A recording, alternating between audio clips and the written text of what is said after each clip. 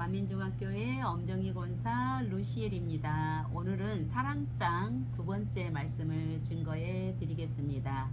예수교 연합 성결교회 총회장이시고 서울 만민중학교의 당회장 이재롱 목사님께서 설교해 주신 사랑장 말씀입니다. 사랑장 두 번째, 고린도전서 13장 1절 말씀. 천국에 대해 증거합니다. 천국에 대한 말씀들을 통해 여러분은 천국이 얼마나 아름다운 곳이며 천국의 생활이 얼마나 행복한지를 느끼실 수 있을 것입니다. 그런데 천국은 왜 그토록 아름답고 행복할까요? 바로 천국은 사랑으로 충만한 곳이기 때문입니다. 아버지 하나님께서 천국을 만드신 이유는 사랑하는 자녀들을 위함이요, 천국의 모든 것도 자녀들을 향한 사랑을 표현하시기 위해 지으신 것입니다. 그러면 이 천국에는 누가 들어갑니까? 바로 사랑 자체이신 하나님의 자녀들이 들어갑니다. 그리고 이때 기억해야 할 것은 구원받은 자녀들이 천국에 갈 때는 영으로 이룬 마음만 가지고 간다는 사실입니다. 영으로 이룬 마음이란 곧 영적인 사랑을 이룬 마음이지요. 그래서 천국은 마음의 참 사랑을 이룬 정도에 따라 각각 다른 초소로 들어가게 되므로 각 초소마다 사랑의 크기나 농도도 다르다 했습니다. 또한 이 땅에서 열심히 충성했다 해도 그 마음에 얼마나 사랑이 임해 있느냐에 따라 받는 상도 전혀 달라지지요.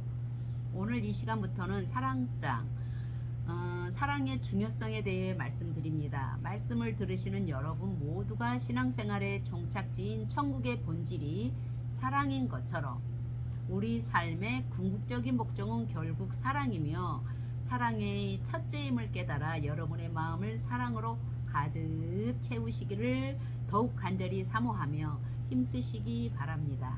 그래서 장차 천국에 이를 때 최고의 초소에서 주님과 최고의 사랑을 나누시는 여러분 모두가 되시기를 주님의 이름으로 축원합니다.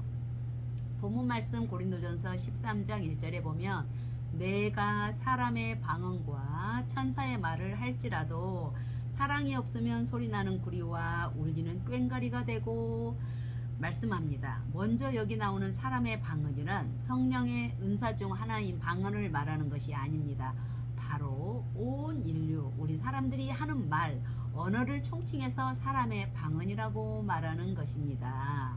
지금 이 시간 단에서 증거되는 이 사랑장 말씀은 본교회에서도 영어, 일어, 불어, 러시아 각 여러 나라로 통역이 되어 전 세계로 나가고 있습니다. 바로 이 언어들을 총칭하여 사랑의 방언이라는 것입니다. 사람의 방언이라고 하는 것입니다. 말의 힘은 참으로 큽니다. 여러분은 이 말의 힘을 느껴보신 적이 있으십니까? 요즘은 사회 전반적으로 이 말의 중요성이 크게 부각되고 있습니다. 많은 사람들이 사교나 취업 등의 사회 활동을 위해 화술, 곧 말하는 기술을 배우고 익히려고 개인 교습까지 받는 것도 볼 수 있습니다. 기업이나 학교에서 사람을 뽑을 때도 구술 면접 시험, 말로 보는 시험을 실시하는데요. 말을 잘하는 것이 곧 실력으로 인정되고, 이는 말을 잘하는 능력이 많은 분야에 있어서 유익함을 주기 때문입니다. 사람은 자신의 감정이나 생각을 말로 표현하고 전달하여 무수한 사람을 설득하기도 하고 많은 사람에게 감동을 주기도 합니다. 또한 인간의 문명이나 지식은 이 언어에 의해 체계화되고 전수가 됩니다. 이처럼 사람의 말에는 사람을 움직이는 힘이 있고 많은 일을 성취할 수 있는 능력이 들어 있습니다. 한 해로 최근 우리나라에서는 방송에서 뉴스나 오락 프로그램을 진행하는 아나운서가 많은 사람들의 선망의 대상이 되고 있습니다. 아나운서들은 아주 명료하고 유창하게 말을 잘해서 많은 정보와 지식을 전달할 뿐 아니라 감동을 주거나 즐거움을 주기 때문입니다. 그런데 하나님께서는 이처럼 유창한 사람의 말이라도 사랑이 없으면 의미 없이 시끄럽게 울리는 구리나 꽹과리 소리와 다를 바가 없다 말씀하신다는 사실입니다. 다음으로는 천사의 말이란 매우 아름다운 말을 의미합니다. 천사는 주님을 믿는 하나님의 자녀들에게, 주님을 믿지 않는 세상 사람에게나 아름다움의 표상입니다. 그래서 외모가 아름다운 사람이나 곱게 단장한 사람을 천사 같다 말하기도 합니다. 또 아름다운 목소리로 고운 말을 하는 사람을 볼 때도 천사같이 말한다고 표현하기도 하지요. 우리 성도님들 중에는 영안이 열려 천사를 보신 분들이 많은데요. 천사는 영적인 존재로서 이 땅의 아름다운 것들과는 비교할 수 없을 만큼 아름답습니다. 천사들은 각기 맡은 사명과 역할에 따라 외모가 조금씩 다르지만 일반적으로 곱고 하얀 피부와 금빛 나는 머리카락을 갖고 있는데 그 모습이 너무나 황홀합니다. 입고 있는 옷도 눈부실 정도로 새하얗고 깨끗하며 잠자리 날개 같은 얇은 옷자락은 반짝반짝 빛나고 천사의 움직임에 따라 하늘하늘 흔들리지요. 이처럼 아름다운 천사는 그 입의 말도 얼마나 아름답겠습니까? 그 말씨가 너무나 곱고 상냥하며 그 목소리는 맑고 청아합니다. 이 세상에서도 아름답고 빼어나 감동을 주는 목소리나 음악을 천상의 소리라 일컫기도 합니다. 그런데 하나님께서는 이처럼 황홀한 만큼 아름다운 천사의 말이라 할지라도 사랑이 없으면 소리나는 구리와 울리는 꽹과리와 같다 말씀하십니다. 소리나는 구리와 울리는 꽹과리 소리는 어떻습니까? 묵직한 구리는 때려도 소리가 잘 나지 않습니다. 그런데 속이 빈 구리를 때리면 소리가 나지요. 아름다운 소리가 나지 않고 둔탁한 소리가 납니다. 그리고 꽹과리는 얇은 노등의 금속으로 만든 타악기로 때려서 소리를 내는 악기입니다. 꽹과리를 치면 매우 높고 큰 소리를 낼 뿐 아니라 이 소리가 제법 멀리까지 울려 퍼집니다. 만약 여러분이 밤에 잠을 자려고 자리에 누웠는데 누군가가 집 밖에서 이 꽹과리를 두드리고 있다면 잠을 잘 이룰 수가 없을 것입니다. 아마 대부분의 경우 그 꽹과리의 요란한 소리에 잠이 다 달아나겠지요. 묵직한 쇠나 구리는 두드려도 이처럼 요란한 소리를 내지 않습니다. 그런데 본문에 나오는 구리나 꽹과리가 아름답지 않는 소리를 내는 이유는 그 속이 비었거나 가볍기 때문이라는 사실입니다. 이는 마치 빈수레가 요란한 소리를 내고 아직 실한 열매를 맺지 못한 벼일수록 그 고개를 뻣뻣이 드는 것과 같은 이치이지요. 수레는 짐을 가득 실어 나를 때 같이 있고 벼는 실한 알곡을 많이 맺어 고개를 숙일 때 농부의 기쁨이 됩니다. 이는 사람의 경우도 마찬가지입니다. 사람의 마음 안에는 사랑이 가득 채워져서 하나님을 닮은 참 아들, 딸이 될 때라야 인간을 경작하시는 아버지 하나님 앞에 알곡으로서의 가치를 지니게 되는데 반대로 그 마음에 사랑이 없는 사람은 쭉정이와 같습니다.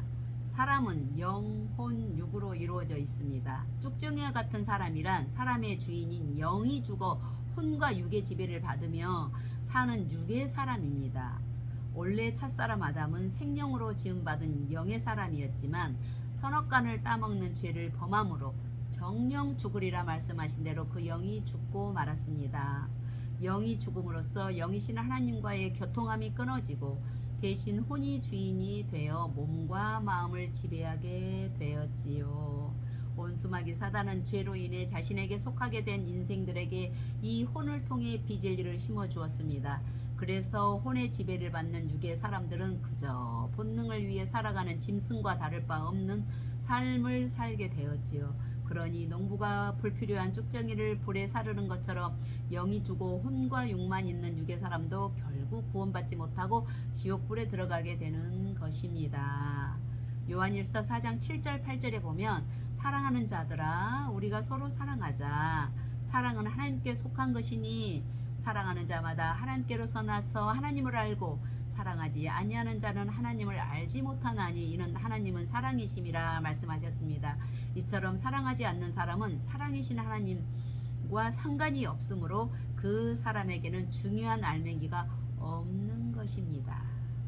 그러므로 이런 사람의 말은 그 말이 아무리 유창하고 아름다워도 사람에게 참 기쁨과 생명을 줄 수도 없고 하나님 앞에 아무런 가치도 없다는 사실입니다.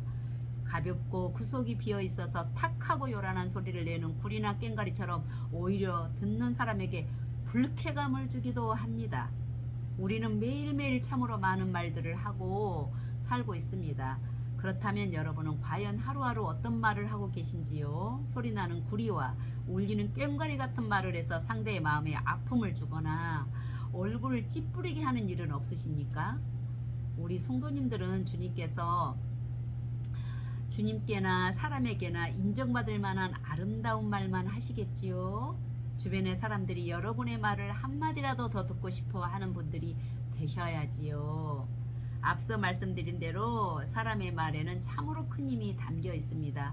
특히 사랑이 담긴 말은 생명을 살리기까지 하는 놀라운 능력을 갖고 있지요. 인류의 역사 속에 오직 그런 말만을 하며 일생을 사신 분이 계십니다. 그분의 말은 여러 권의 책으로 기록되었고 그 책은 수천 년이 지나 지금까지도 전해지고 있습니다. 그분은 바로 우리 주 예수님이십니다. 그리고 그 책은 바로 성경이지요. 우리 예수님은 이 땅에 3년이라는 짧은 시간 동안 하나님의 말씀을 전파하셨습니다. 그럼에도 이 말씀들은 기록으로 남아 2000여 년이 지난 지금까지 전해지고 있으며 무수한 영혼들을 살리며 변화시키고 있습니다. 우리 주님의 말씀과 아버지 하나님의 말씀이 담겨 있는 책이 바로 성경인데, 성경은 인류 역사상 가장 많이 보급된 책이라는 기록을 가지고 있습니다. 성경의 말씀들은 기원전 1500년경부터 기원 후 100년경까지 기록되었고 오랜 세월 동안 여러 절차와 과정을 걸쳐 오늘날과 같은 책으로 엮어졌습니다. 성경의 말씀들은 지금까지 약 2000여 개 이상의 언어로 번역되어 보급되었고 지금도 다양한 언어로 번역 작업이 진행 중이며 1870년대부터 오늘날까지만 해도 약 60억 권 이상이 출판되었다고 합니다. 성경이 이토록 오랜 세월 동안 스터디셀러 1위를 차지하고 있는 이유는 무엇일까요? 바로 아무리 무수한 세월이 흘러도 성경의 말씀을 읽고 듣다 보면 그 넓이와 길이와 높이와 깊이를 측량할 수 없는 인생들을 향한 아버지 하나님과 주님의 사랑이 동일하게 느껴지기 때문입니다. 요한복음 8장에 보면 주님의 말씀 한마디 한마디 안에 얼마나 큰 사랑이 담겨 있는지를 느끼게 해주는 사건이 나옵니다. 어느 날 아침 예수님께서 성전의 백성들을 가르치고 계셨습니다. 그때 몇몇 서기관과 바리새인들이 가늠하다가 잡힌 여자를 끌고 와서 가운데 세우고 이렇게 말했지요. 선생이여, 이 여자가 가늠하다가 현장에서 잡혔나이다. 모세는 율법에 이러한 여자를 돌로 치라 명하였거니와 선생은 어떻게 말하겠나이까? 그러자 예수님께서는 몸을 굽혀 손가락으로 바닥에 무엇인가를 쓰셨습니다. 무엇을 쓰셨는지는 전에 요한복음 강해를 통해 말씀드린 적이 있습니다. 바로 그곳에 있던 사람들 대부분에게 해당되는 공통적인 제목들을 쓰셨다 했지요. 다 쓰신 후에 예수님께서는 너희 중에 죄 없는 자가 먼저 돌로 치라 하고 말씀하십니다. 그러자 9절에 저희가 이 말씀을 듣고 양심의 가책을 받아 어른으로 시작하여 젊은이까지 하나씩 나가고 오직 예수와 그 가운데 섰는 여자만 남았더라 한 대로 그 여자를 제외한 모든 사람이 그곳에서 떠나갔지요. 예수님은 간음하여 잡혀온 그 여자에게 여자여, 너를 고소하던 그들이 어디 있느냐? 너를 정죄한 자가 없느냐? 물으십니다. 예, 여자가 주여 없나이다 하고 대답하자 예수님께서는 여자에게 나도 너를 정죄하지 아니하노니 가서 다시는 죄를 범치 말라 말씀하셨지요. 간음하여 죽임을 당할 수밖에 없는 이 여자를 향해 던져진 말 중에 참된 생명을 준 말은 누구의 말이었습니까? 서기관들과 바리새인들은 모세의 율법, 곧 하나님께서 모세에게 주신 율법을 말하며 그 여인에 대한 예수님의 의중을 묻습니다. 하나님의 율법을 말하고 있으니 이들의 말이 그런 말은 아니지요. 율법이 의의 기준이었던 당시로서는 지극히 바른 말을 하고 있는 것입니다. 이런 율법학자를 비롯한 유대의 지도자들은 랍비, 곧 선생이라 칭함을 받는 이들이었습니다. 이들은 백성들에게 하나님의 말씀과 율법 여러 가지 지혜로운 말들을 가르쳤지요. 그러면 이들이 평소에 어떤 말을 했겠는지요? 당시 서기관이요 바리새인이라면 율법을 지킴에 있어서 아무 흠이 없다시피 했기 때문에 오직 하나님의 율법을 말했고 의롭고 경건한 말씀들을 가르쳤지요. 그러던 어느 날 집안이나 배경이나 학식이나 자신들보다 못하게 보이는 예수라는 한 사람이 나타나 말씀을 가르칩니다. 날이 갈수록 백성들이 예수라는 사람을 자신보다 더 인정하고 사랑하자 이들의 마음에는 시기가 일어났고 위기감마저 느껴졌습니다. 그러자 이전에 선한 말만을 전하던 모습이 돌변하여 어떻게 하면 저 예수를 정죄해야 할까, 어찌하면 자신들이 다시 백성의 인정을 받을까 하는 악한 모습이 나오더라는 것이지요. 지금 이 서기관과 바리새인들에게 가늠하다 잡혀온 여인의 생명은 안중에도 없고 어떤 자비나 국률의 마음도 찾아볼 수가 없지요. 다만 어찌하든 예수님을 고소할 조건을 잡고자 이 여자와 모세의 율법을 이용했던 것입니다. 그러니 아무리 하나님의 율법에 정통하여 하나님의 말씀과 하나님의 의를 주장하고 있다고 해도 그 말은 결코 선한 말일 수가 없는 것이지요. 그러나 우리 예수님은 어떠하셨습니까? 아무리 죄 없이 송사를 받으시고 정죄를 당하셔도 그 마음이 오직 영혼들을 구원하는 데 있었습니다. 그리고 예수님께서 오직 죄로 인해 죽을 수밖에 없는 이 여인을 구원하려는 마음뿐이었지요. 이 여인을 둘러싼 무리에게 너희 중에 죄 없는 자가 먼저 돌로 치라 말씀하신 것도 결코 영혼들을 정죄하려 하심이 아니었습니다. 우리 예수님께서 그럴 마음이 조금이라도 있으셨다면 얼마든지 사람들의 죄목을 일일이 말씀하시며 너희도 이런 죄를 짓지 않았느냐 지적하시고 책망하실 수도 있었지만 예수님은 그리하지 않으셨지요. 단지 그 죄들을 조용히 땅에 쓰심으로 그들 스스로 자신의 죄를 깨달아 돌이킬 수 있도록 하셨던 것입니다. 또한 그렇게 하심으로써 인생들의 율법의 의를 뛰어넘는 하나님의 크신 사랑을 느끼고 깨닫기를 원하셨던 것입니다.